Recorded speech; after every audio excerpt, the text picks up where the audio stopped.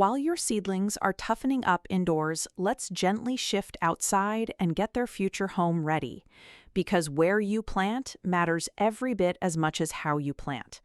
Tomatoes are sun worshippers. They want a spot that gets at least 6 to 8 hours of direct sunlight a day, and more is even better. Much less than that, and you'll end up with a leafy plant and disappointing fruit. So, before anything else, watch your yard for a day and find that bright, open spot. Next comes the soil, and this is where a great harvest is really made. Tomatoes love rich, loose, well-draining soil full of organic matter. A week or two before planting, work a few inches of compost or well-rotted manure into the top several inches of your bed. That feeds the soil, improves drainage, and gives those roots the loose texture they love to grow into. If your native soil is heavy clay or just poor, don't fight it.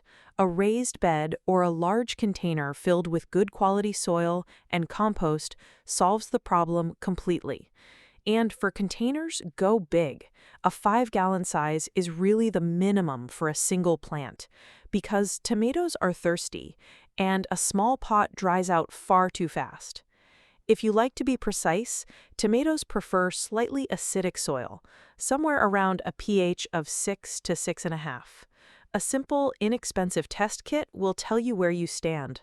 But honestly, if you're adding plenty of compost, you're usually in good shape without overthinking it.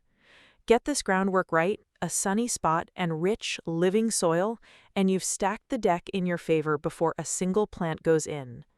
With the bed prepared and waiting, it's finally time to bring our seedlings out to meet it. Let's do that carefully.